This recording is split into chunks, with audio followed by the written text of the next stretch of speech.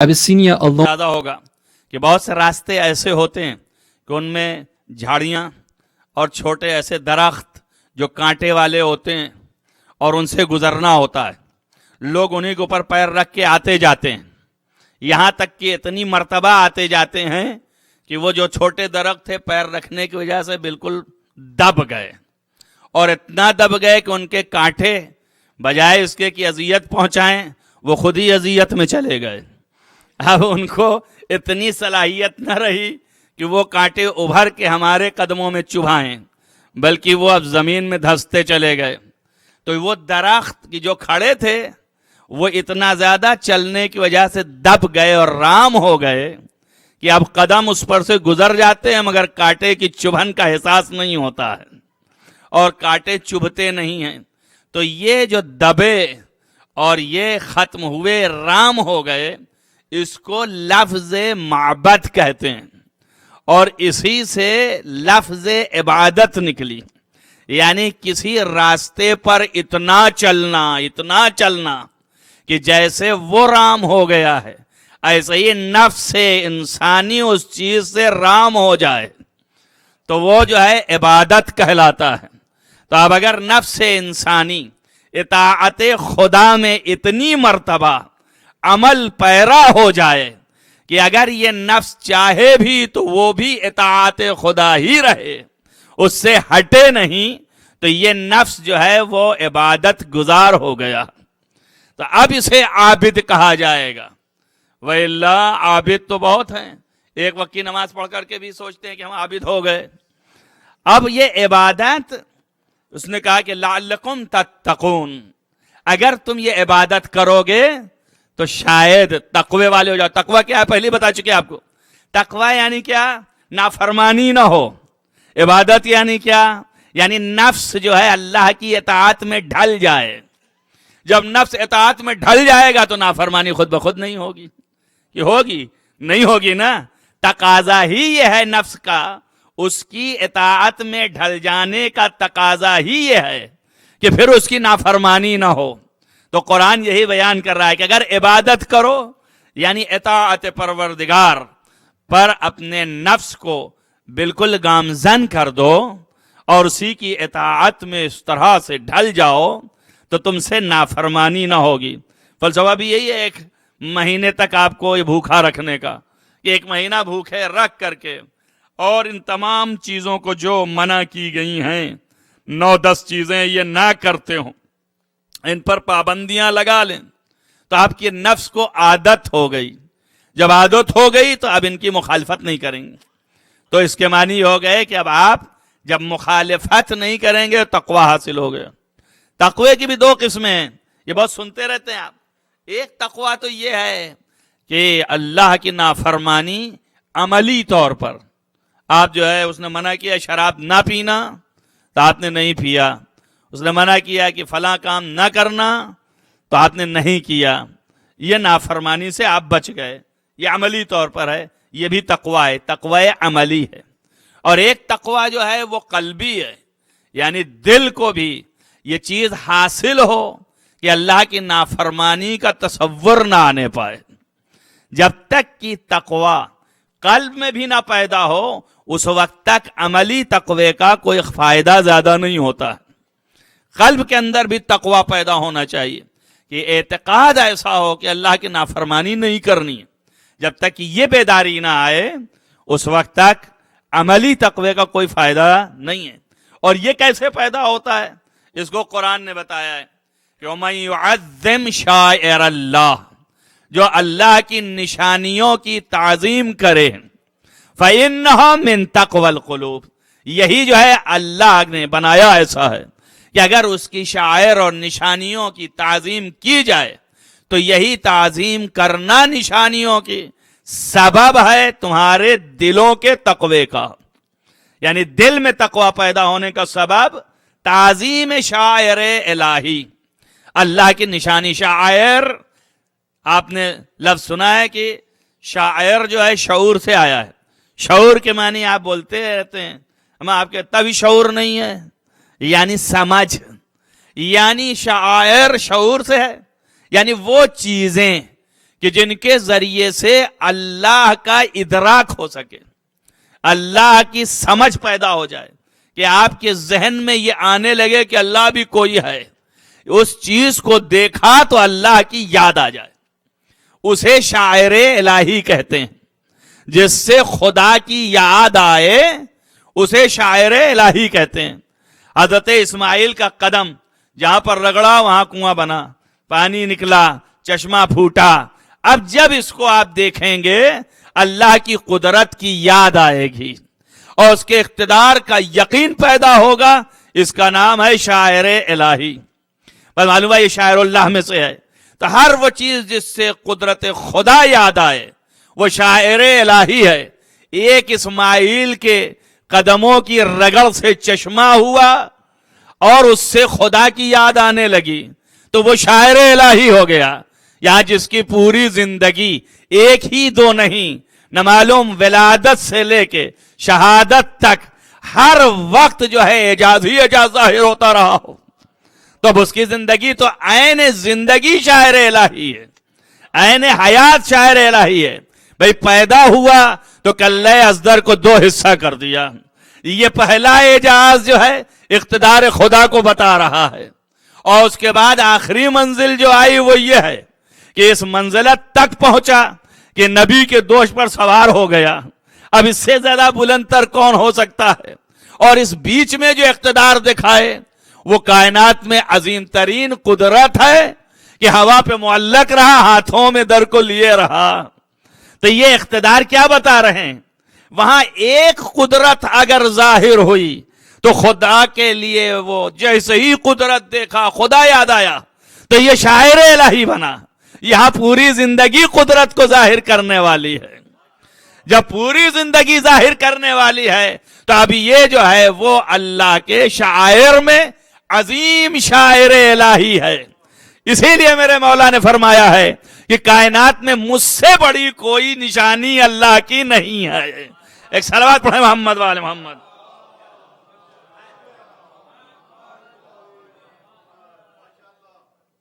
لہذا جہاں سے شاعر الہی کی تعظیم باعث تقوی قلب ہے، اس لیے ہمارے علماء، ہمارے بزرگان، ہمارے دین کی بنیاد اس پر رہی کہ وہ لوگ جو شاعر الہی ہیں، جن کی حیات ہی مکمل یعنی محمد و آل محمد علیہ السلام ذریعہ معرفت پروردگار نہ تنہا ہمارے آپ کے لیے، انبیاء و مرسلین کے لیے، اولیاء کائنات کے لیے ذریعہ معرفت پروردگار آل محمد علیہ السلام ہیں۔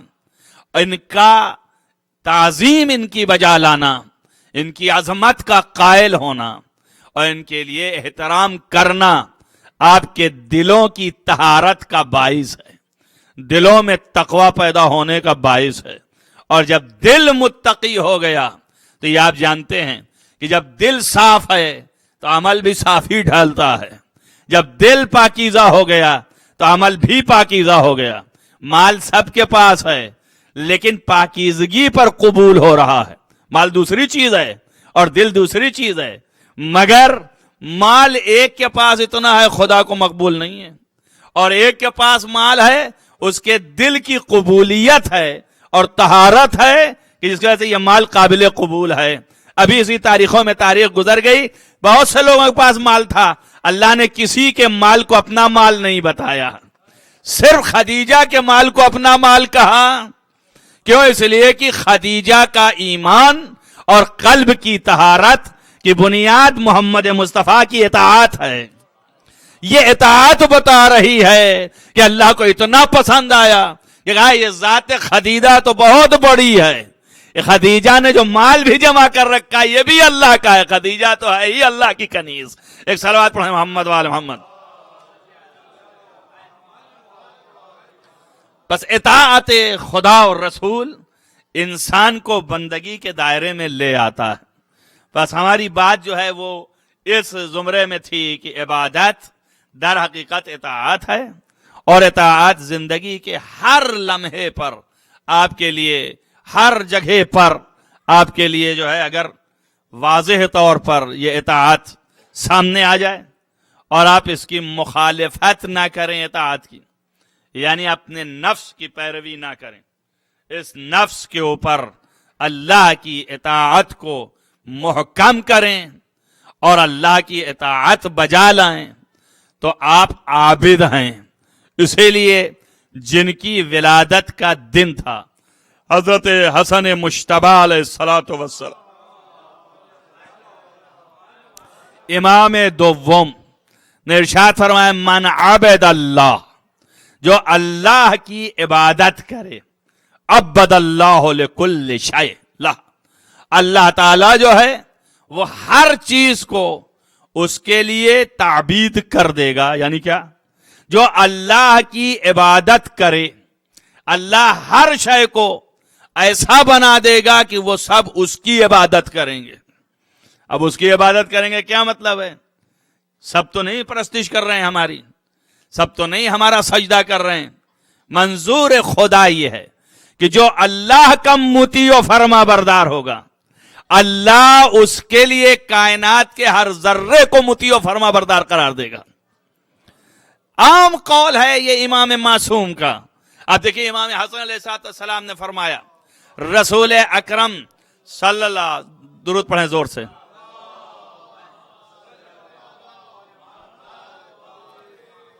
پیغمبر ختم مرتبت نے بھی ارشاد فرمایا، حدیث قدسی میں آیا کہ عبدی اطیعنی اکون یدک، اے بندے تو میری اطاعت کر میں تیرا ہاتھ بن جاؤں۔ یا امام علیہ السلام نے فرمایا ہر شے کو تمہارا مطیع و فرما بردار بنا دوں گا۔ بس معلوم یہ ہوا کہ اگر اللہ کا مطیع ہو جائے تو پھر وہ دنیا کی چیزوں سے بے نیاز ہو جائے گا۔ کوئی چیز اس کے لیے ایسی نہیں ہوگی کہ جو اس کو اسیر کر رکھے، بلکہ خود وہ ہر چیز پر ہولڈ رکھتا ہوگا۔ بس مطیع پروردگار ہونا اصل ہے۔ ہم ہوئے نہیں لہذا اس کا احساس نہیں ہو پاتا، ہم ہو نہیں پائے اس درجے تک۔ لیکن جب یہ قانون بیان کر دیا گیا کہ اگر اللہ کا مطیع ہو جائے تو اللہ ہر شے کو اس کا مطیع کر دے گا۔ جب عام قانون بنا دیا گیا تو اب اس قانون کے تحت جو بھی آ جائے گا اس کو یہ اقتدار حاصل ہو جائے گا۔ اب یہی وجہ ہے کہ بہت سے اولیاء خدا آپ دیکھتے رہتے ہیں کہ جن کے پاس یہ اقتدار حاصل ہو جاتا ہے کہ وہ چیزوں کو اپنے بس میں کر لیتے ہیں، مگر جو بھی ہے اللہ کا اگر مطیع ہو جائے تو اللہ پوری کائنات کو اس کا مطیع کر دے گا۔ تو اب ایک چیز تو یہ واضح ہو گئی کہ اب جس کی پوری کائنات مطیع و فرما بردار ہو تو کم سے کم یہ تو سمجھ میں آ گیا کہ یہ اللہ کا مطیع و فرما بردار ہے۔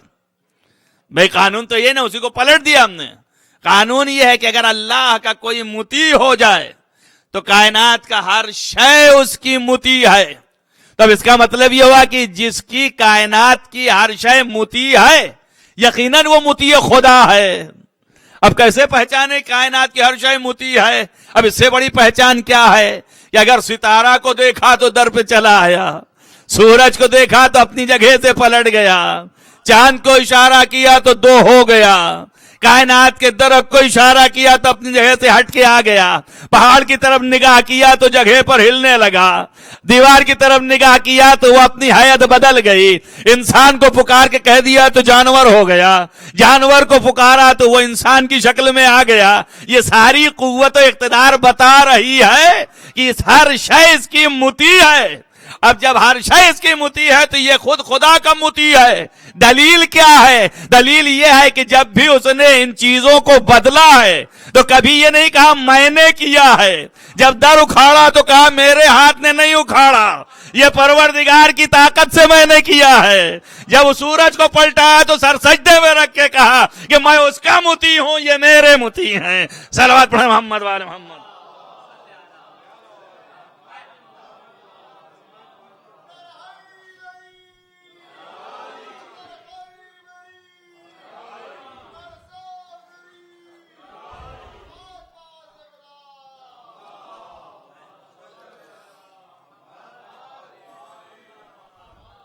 لہذا ہدف اصلی جو ہے وہ اطاعت پروردگار ہے۔ ہم سب کو جو ہے وہ اللہ مطیع و فرما بردار خداوند عالم قرار دے. اور اس عبادت کا کہ جس کو صبح سے شام تک آپ انجام دے رہے ہیں، جس کے لیے اللہ نے کہا کہ یا ایھا الذین آمنوا کتب علیکم الصیام کما کتب علی الذین من قبلکم لعلکم تتقون. اے ایماندار، تمہارے لیے بھی نماز جس طرح واجب کی گئی اسی طرح روزہ بھی واجب کر دیا گیا. تم سے پہلے والوں کے اوپر بھی روزہ واجب تھا، جو کہ آپ ابھی وہاں سنتے رہے ہوں گے. میں تو وہاں نہیں تھا، لیکن مقصد یہی تھا کہ وہ بیان کریں کہ ہمارے ہاں بھی روزہ ہے. اب کس طریقے سے ہے، کیسے کیسے بدل گیا، کیسے تحریف ہو گیا، وہ ایک الگ کہانی ہے کہ روزے کی کیا صورتحال تھی اور اب کیا صورتحال ہو گئی. اگر وہی رہتی تو دوسرے شریعت کو نازل کرنے کی ضرورت نہیں تھی. یہ دوسرے شریعت کو نازل کرنا اللہ کو جو ضرورت پڑی وہ اسی لیے پڑی کہ پہلے قانون کو بدل دیا گیا، تحریف کر دیا گیا.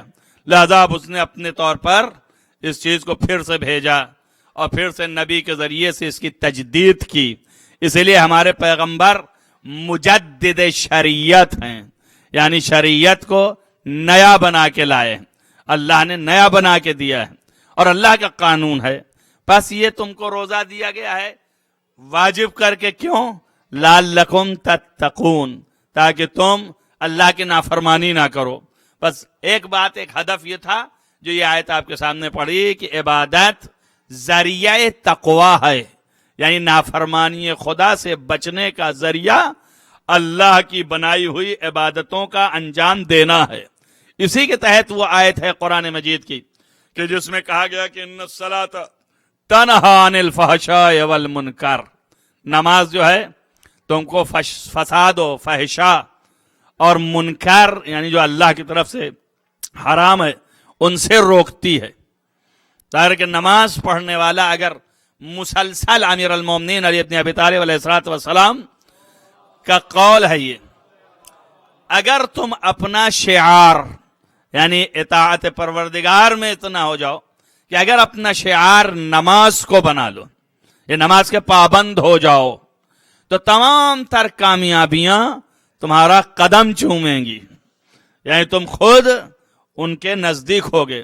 نہ معلوم کتنی روایات ایسی ہیں کہ جس سے بحد یقین پہنچ گیا ہے عالم دین کہ یہ نماز ضامن ہے رزق کا، یعنی رزق میں اضافہ ہوتا ہے. یہ نماز ضامن ہے انسان کے کردار کی بہتری کا.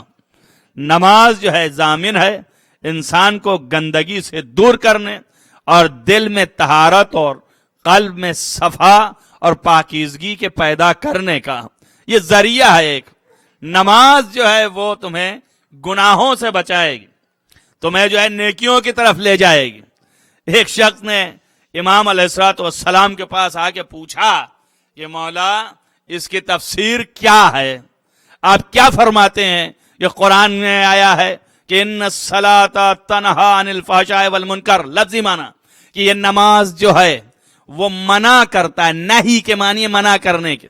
نماز جو ہے وہ منع کرتی ہے تمام فحشاء سے اور تمام وہ چیزیں جو اللہ نے منع کر رکھا ہے اس کو بجا لانے سے، تو نہیں کرتی ہے نماز. اس کے کیا معنی ہیں؟ حضرت نے فرمایا نماز جو پڑھتے ہو کیا یہ تم کو منع کرتی ہے کسی چیز کے لیے؟ بول سکتی ہے؟ نماز تو نہیں بول سکتی نا. تو آپ نے فرمایا اس سے مراد ہم ہیں، نماز ہم ہیں، اس سے مراد ہم ہیں. ہم تمہیں روکتے ہیں کہ یہ گناہ نہ کرو، ہم تمہیں روکتے ہیں کہ اس اچھائی کی طرف جاؤ، ہماری ولایت ہے.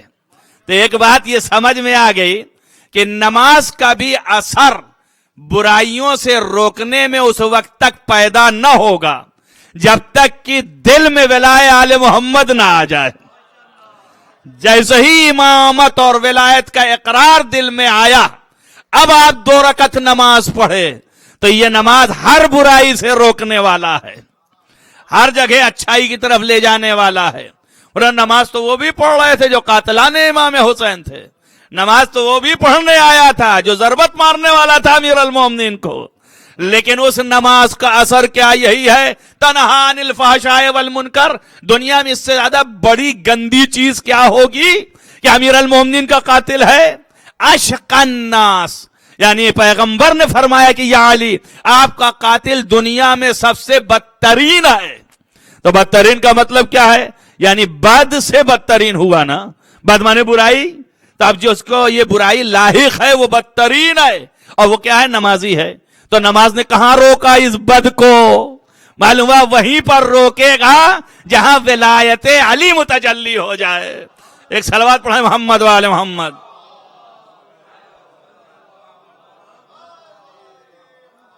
بس عبادت اگر آپ جو ہے اللہ کی اطاعت کریں تو اللہ کی اطاعت اسی وقت جو ہے فائدہ مند ہے جب محمد و آل محمد کی راہ سے واقع ہو۔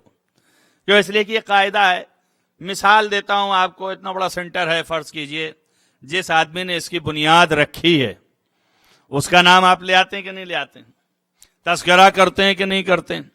بھائی اس نے کیا نیک کام کیا ہے، یہ بنیاد رکھی۔ اگر وہ یہاں پہ موجود ہو تو ہر آدمی تحسین و داد تو کرے گا، پڑھ رہا ہے اپنی نماز، یہاں پر آ کر کے کر رہا ہے ذکر اہل بیت، یہاں پہ آ کے کر رہا ہے عبادت، لیکن جس نے اسے قائم کیا ہے اس کا بھی جو فریضہ ہے اپنا تشکر کرنا، شکریہ ادا کرنا، وہ بھی شکریہ یعنی قدردانی کرتا ہے۔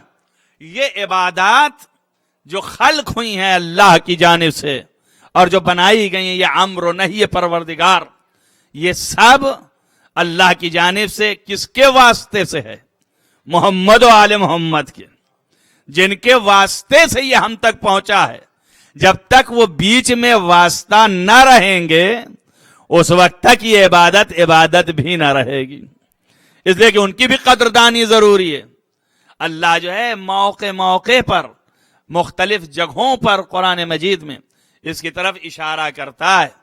حد یہ ہے کہ آپ کو بھی یہی کہتا ہے، آپ کے لیے بھی، کہ من اراد الآخرہ، جو آخرت کا ارادہ کرتا ہے، سورہ اسراء یعنی 15ویں پارہ میں ہے، سبحان الذی اسری بعبدہ لیلا من المسجد الحرام، اسی سورے میں 19-20 نمبر آیت ہے کہ من اراد الآخرہ، جو آخرت کا ارادہ کرتا ہے اور اس کے لیے سعی اور کوشش کرتا ہے، وسعى لها سعیها، اور اس کے لیے وہ کوشش کرتا ہے انتہائی درجے کی کوشش آخرت کے حاصل کرنے کا، تو کانا فاولئک کانا مشکورا، بس یہی وہ لوگ ہیں کہ جن کا سعیکم، ان کے سعی کا اللہ جو ہے وہ شکر گزار ہے۔ شکر گزار ہے کیا معنی ہے؟ کام آپ کر رہے ہیں، اللہ کو شکریہ کی کیا ضرورت ہے؟ شکریہ معنی قدردانی ہے یہاں پر، یعنی اللہ ان کے اس سعی کی اور اس کوشش کا قدردان ہے، یعنی قدردانی اس وقت ہوتی ہے کہ اس کے لیے اجر دے۔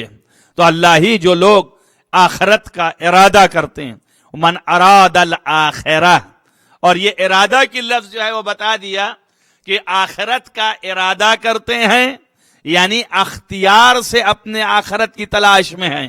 معلوم ہے آخرت کی تلاش اپنے اختیار سے ہے، یعنی آخرت حاصل کرنا اختیاری کام ہے، جبری نہیں ہے۔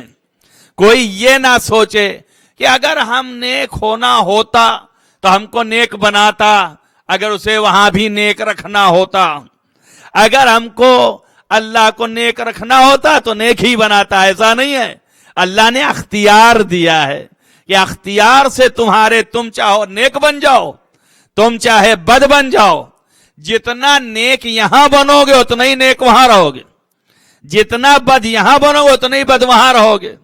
لہذا نیکی اور بدی کی جگہ یہی دنیا ہے، وہ بھی تمہارے اختیار میں ہے۔ اسی لیے فرمایا ہے کہ جس شخص نے اللہ سے قرب یہاں پر جتنا زیادہ اختیار کیا اتنا ہی زیادہ اپنا درجہ قریب ہونے کا خدا سے وہاں تصور کرے، یعنی یہ نہ سوچے کہ ہم وہاں دور چلے جائیں گے، جتنا یہاں قریب ہوگا اتنا ہی وہاں قریب ہوگا، جتنا یہاں دور ہوگا اتنا ہی وہاں دور ہوگا۔ اب اللہ سے قریب ہونا اور دور ہونا انسان کے بس میں، اس کے اختیار میں ہے. وہی نہ سمجھے کہ مجبور تھے ہم، کیا کریں، ہمیں ایسا بنایا ہی گیا ہے یا ہم کو کسی نے ایسا مجبور کیا ہوا ہے. آپ کے اختیار میں ہے. اگر آپ اپنے اختیار سے چاہیں تو اپنے آپ کو اللہ سے نزدیک کریں، آپ اپنے اختیار سے چاہیں تو اپنے آپ کو اللہ سے دور کریں. اسی کو امیر المومنین نے فرمایا ہے، اللہ سے دوری کیسے پیدا ہوگی؟ جب اس کی نافرمانی ہوگی. اللہ سے قرب کیسے پیدا ہوگا؟ جب اس کی اطاعت ہوگی. کسی نے کہا کہ مولا یہ تو بہت ہی ہم کو ذہین نظر آتا ہے دنیا کے حصول میں. آپ نے فرمایا خدا کی قسم اس سے زیادہ تو میں ذہین ہوں، لیکن اگر میرے پیروں میں تقوی کی زنجیر نہ ہوتی تو مجھ سے بڑا کوئی مکار نہیں ہوتا. یہ جو مکار ہے جسے تم دیکھ رہے ہو اور اسی کی طرح تمہارا ذہن چلا جاتا ہے اور معاویہ کو سمجھتے ہو بہت ذہین ہے، تو وہ مجھ سے بڑا نہیں ہے، لیکن میرے پیروں میں تقوی کی زنجیر ہے. یعنی کیا؟ یعنی اللہ کی نافرمانی نہیں کرنا چاہتا ہوں. اگر ہم سامنے آئیں، کسی کو دھوکہ دے کے اپنے مقصد کو حاصل کر لیا تو یہ نافرمانی خداوند عالم ہے. کام آپ کا تھا، دھوکہ اس کو دیا تم نے. بولے غور کیجئے گا اس کے اوپر. آپ نے دھوکہ اس فرد کو دیا اور کام آپ نے کیا، مگر نافرمانی خدا کی ہو گئی. دھوکہ وہ کھایا بیچارہ، لیکن نافرمان خدا کے ہو گئے. کیوں؟ اس لیے کہ اللہ کا بندہ یہ بھی ہے، اللہ کا بندہ وہ بھی ہے. اللہ نے حکم کیا تھا کہ دیکھو ایک دوسرے کو دھوکہ نہ دینا، مکر و فریب نہ کرنا. اب اگر تم نے فریب کیا تو نافرمانی خدا کی ہوئی. تو نافرمانی کر کے مقصد کا حصول نہیں کر رہے ہیں، فرما برداری کے بعد مقصد کا حصول کرو. یہی اصل زندگی ہے، یہی حیات اصلی ہے.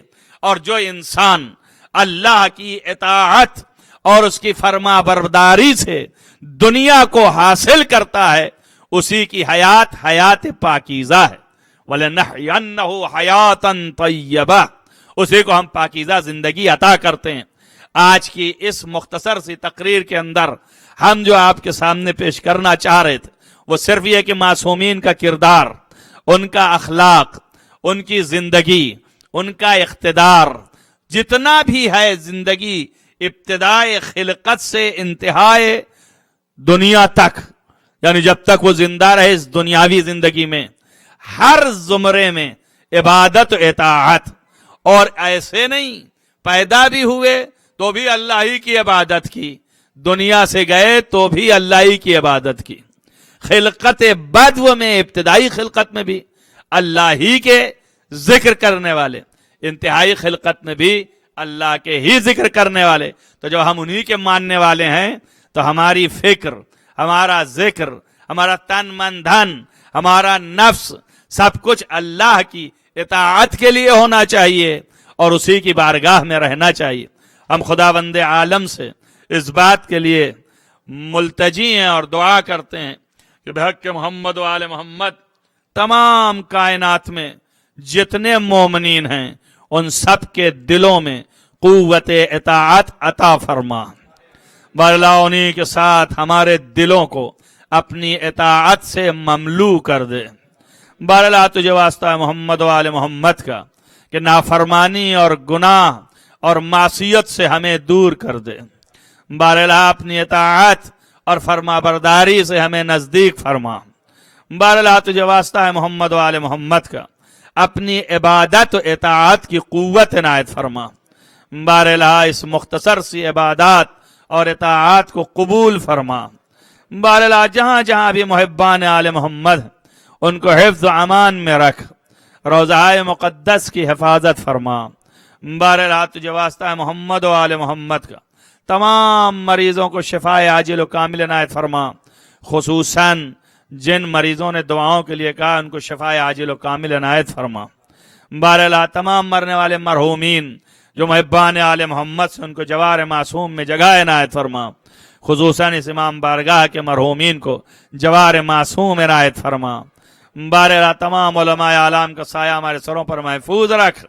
معبود ہمارے آقا اور مولا ولی نعمت حضرت حجت علیہ الصلوۃ والسلام کا ظہور جلد از جلد فرما. ان کے اصحاب و انصار میں شمار فرما. اللہم تقبل من الدعاء بحق محمد وآلہ الطاہرین. صلوات.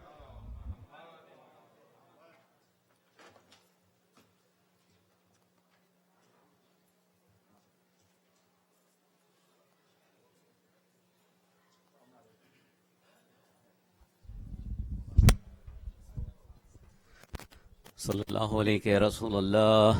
السلام علیکم نبی اللہ. السلام علیکم امیر المؤمنین و سید الوسین. السلام علیکم یا فاطمة الزہراء سیدۃ نساء العالمین. السلام علیکم ابا محمد الحسن بن علی ایہا المجتبی. السلام علیکم ورحمۃ اللہ وبرکاتہ. السلام علیکم ابا عبداللہ الحسین وتسعة المعصومین من ذریة الحسین علیہ السلام وجميع الشهداء کربلا، خصوصا سیدی و مولاي بالفضل العباس بن امیر المومنین. السلام علیکم جميعا ورحمۃ اللہ وبرکاتہ. السلام علیکم یا غریب الغرباء. السلام علیکم یا معین الضعفاء والفقراء. السلام علیکم یا شمس الشموس وانیس النفوس، غریبا شہیدا مدفونا بأرض توس. السلام علیکم ورحمۃ اللہ وبرکاتہ. السلام علیکم یا صاحب العصر والزمان. السلام علیکم یا شریک القرآن. السلام علیکم یا امام الانس والجان. السلام علیکم یا خلیفۃ الرحمن عجل اللہ